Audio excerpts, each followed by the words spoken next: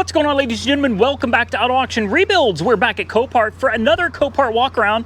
Let's jump into this today with number one on my list, a 2019 GMC Terrain. And again, this is in the blue car section, which is typically reserved for like rental cars, lease vehicles, as I said earlier.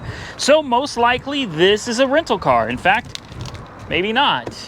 It's a creditor. It's from a bank, 74,000 miles. Okay, so maybe this is a repossession and the bank sent it out here. This is an SLT trim. The tires look pretty good. The front's got 432nds. The rear's probably about the same. The paint and body looks decent on it. Let's take a look at the interior real quick. See what she looks like. Oh, a little dusty. A little dusty. This is a dirt road car. You can definitely tell I live on a dirt road as well, so completely understandable. Interior is nice, black leather, smells decent. Let's take a look up front. She's got power too. It's a shorter person. There's no way I'm going to fit in there, so I'm going to go ahead and just preemptively scoot the seat back. There we go. I think I could fit up in here now. Oh, whoa, yeah. All right, let's fire this bad boy up. Probably a little four-banger, a little eco-tech. Oh, how cute. You got terrain modes. You got road, and you got... Oh, what is that? Hold up, wait a minute. Oh, my goodness. Oh, wow. Huh. Yep. That's a head gasket. Whew, good God, man. Wow. That's a problem. That's a problem. Oh, wow. That is wild to me. This is a relatively new car. Are you serious? Let's go ahead and shut her down. Oh my. Wow. Wow. 3 years old, guys. It's 3 years old. And it's got less than 80,000 miles on the odometer. And she's got catastrophic engine failure. Well, maybe you wouldn't consider it catastrophic. I would. A head gasket's a pretty big deal, guys. That's a pretty big deal. I think most individuals would consider head gasket failure, head failure, to be a catastrophic engine problem. And I know you can replace the head gasket. I mean, I've done it a million times, not on these, but on much older cars. I've replaced the head gaskets, and the problem with it is sometimes it works, and sometimes it doesn't. Sometimes, even after having the head milled and making sure that the deck has been, is still flat and level, sometimes they still fail. And what's worse is if you get water into the oil and you've got contamination of the oil, a lot of times you end up with bearing failure later on. So, a year or so down the road, suddenly rods start knocking, and, there you have it. The problem with head gasket failures is it can cause so many other problems that won't show up for a while, and you're just not going to know about them until you're somewhere like the middle of nowhere, worst possible time on a road trip with the family or something, and then that's when it's going to blow and leave you stranded. So for me, I feel like head gasket failure, it's just, you're probably better off just swapping out the engine with something else. And because of how new this is, I'm sure this is not a cheap engine. We got Milkshake. That's real hard to tell. It doesn't look like Milkshake though. It doesn't, but I see steam blowing out of the engine, so yeah, there's that. It's obviously got no coolant in the coolant reservoir, so yeah, damn. All right, I thought we may have found us a good deal. I did. I thought, man, this could be a great car. It could be. What if we bought it and used it as a guinea pig for... Does that open itself? It does. We could use it as a guinea pig for Blue Devil. We could try it out. We could throw some Blue Devil in it and see if it fixes it. I don't know. Maybe it will. Maybe it won't. I'm going to keep an eye on the price. Generally speaking, these things don't go cheap. All right. Again, it's only a couple years old, and it is relatively low miles. This is something that may very well go for a lot more than what I'm willing to pay for it, because I know what's wrong with it. Whereas a lot of people who don't come out here and check it out for themselves, they're just going to bid the living hell out of it. You know, that's the problem. They're going to bid it up to where it's not worth buying anymore for me, because I know what it needs. They, however, they'll get the pleasure of getting it and then finding out it needs a head gasket. So, yeah, if only we could be a fly on the wall the day that happens. Moving on. Next on my list, we got a 2011 Ford Mustang GT. That's right, 5.0 Coyote motor. Boy, I tongue twisted myself there. Took a little damage to the front. Definitely want to check that out a little bit more. It's got Nitto tires, or Nitto, however you want to say them. It's got Borla exhaust. Somebody took the wing. That's weird. Why would you take the wing? Huh. Let's see. This is 60 Street. Or 660 Street. 132,000 miles on the odometer. Looks like it's a manual transmission car, and it took a little bit of a bump on the front end. Well, it wasn't so little. It was enough that the insurance company deemed it a total loss, and I can already see why. Looks like we've got some frame rail damage, maybe. It almost, oh yeah. That frame rail, instead of going straight, goes way that direction. So definite damage there. It almost looks like that frame rail is not straight either.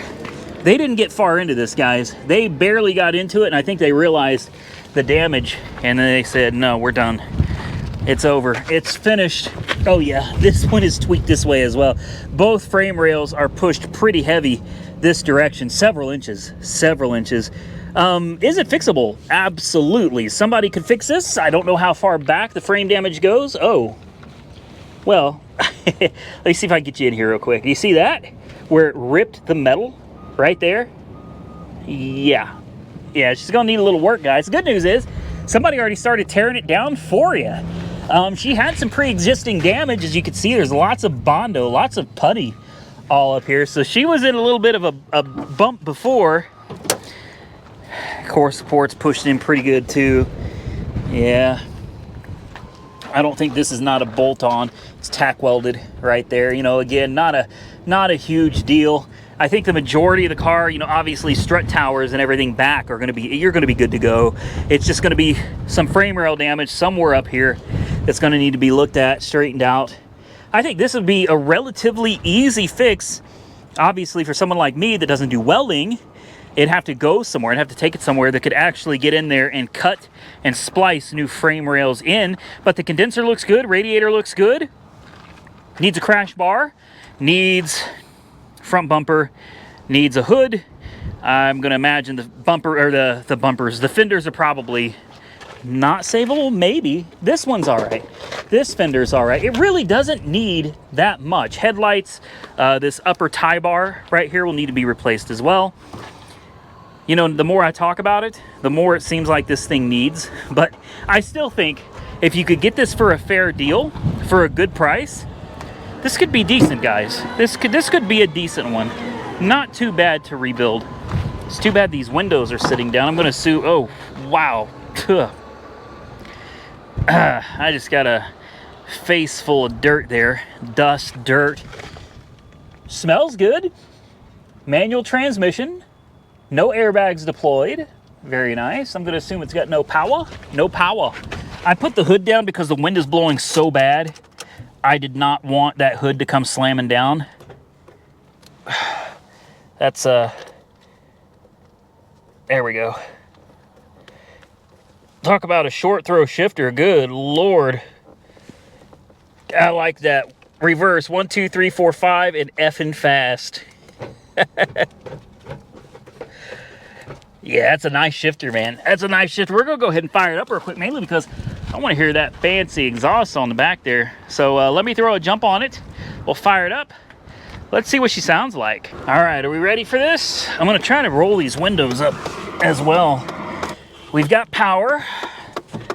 We've got a clutch. She's in neutral.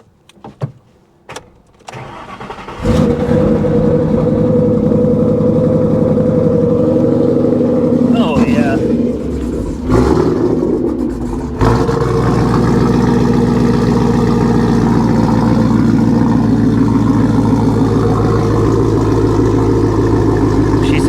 nice. Yeah, she sounds nice.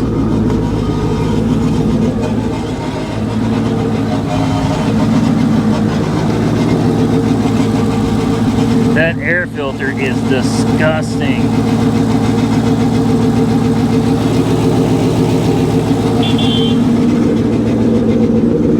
She sounds good, guys. She's healthy. She's healthy. Let's see if we can get that window up. There we go. There we go. Make sure it's unlocked, too. There we go. All right. Yeah, look at that. There we go. She won't have to get any wetter than she's already got. Oh.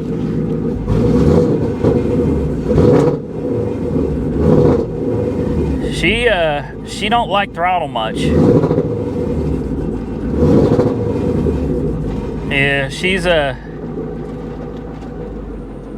not entirely happy.